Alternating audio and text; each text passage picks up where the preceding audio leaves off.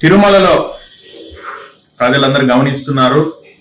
పదే పదే వైసీపీ నాయకులు టీటీడీని భ్రష్టు పట్టించాలని చెప్పేసి అదే పంతంగా పెట్టుకొని వేరే ఏదీ లేకుండా ఇంకా వేరే దానిలో మైలేజ్ రాదని చెప్పో ఏమో దీన్నే అడ్డంగా పెట్టుకుని మనం చూస్తున్నాం వరుస సంఘటనలు.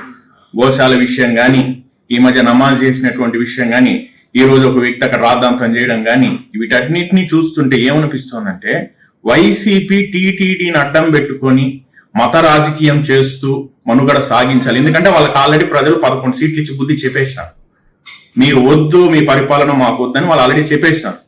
ఇంకా వీళ్ళు ఏంటంటే ఇంకా వేరే దారి లేక దీన్ని అడ్డం పెట్టుకుంటే మనం బాగా హైలైట్ అవ్వచ్చు, టీటీడీని అడ్డం పెట్టుకుంటే మనం హైలైట్ అవ్వచ్చు, మనం ప్రజల్ని తప్పుదోవ పట్టించవచ్చు. ఈ సోషల్ మీడియా వీళ్ళ మీడియా ఛానల్స్ ని అడ్డం పెట్టుకొని అక్కడ ఏదో జరిగిపోతా ఉందని చెప్పి ఒక లేని దాన్ని సృష్టించి ఆ భక్తుల మనోభావాలను దెబ్బతీస్తూ వీళ్ళు ఏ స్థాయికి దిగజారిపోతున్నారంటే ఆఖరికి ఉగ్రవాదుల కంటే వీళ్ళు అంతకంటే ఘోరంగా తయారయ్యే ప్రమాదం వచ్చేసింది మన ఆంధ్ర రాష్ట్రంలో. మన దేవుని కాపాడుకునే పరిస్థితికి తెచ్చేసినారు.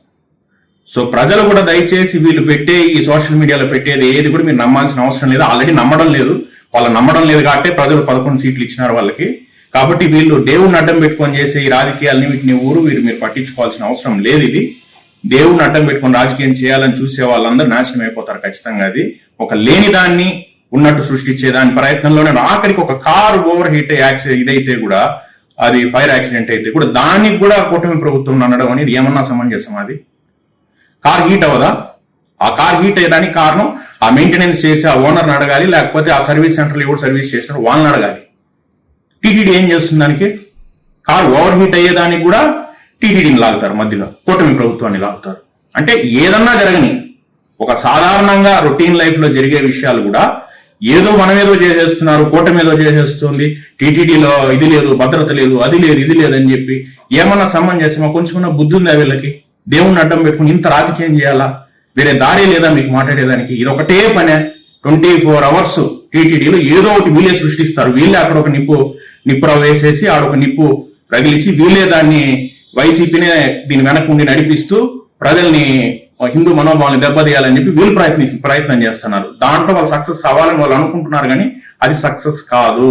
మీరు విఫలమే అవుతారు. ప్రజలు ఎవ్వరు మిమ్మల్ని నమ్మే పరిస్థితుల్లో లేరు. ఇంకన్నా మీరు దయచేసి ఆపేసేయండి. ఇంకేదన్నా ఉంటే టాపిక్స్ మీరు మాట్లాడండి, కానీ దేవుని అడ్డం పెట్టుకుని ఏందే రాజకీయం చేసేది? వేరే దారి లేదా మీకు? ఇంకా వెంకటేశ్వర స్వామి దొరికినారా మీకు? మీకు భక్తి లేకపోవచ్చు, భక్తి ఉన్న కొన్ని కోట్ల మంది ఉన్నారు హిందువులు. వాళ్ళందరూ మనోభావాలతో ఆడుకోవడం సమంజసం ఏమాత్రం కాదు. అది దయచేసి మీరు ఇంకన్నా ఆపండి. ప్రజలు అప్రమత్తంగా ఉండండి. వీళ్ళు చేసే ఈ అసత్య ఆరోపణలు మీరు నమ్మాల్సిన అవసరం ఏమాత్రం లేదు.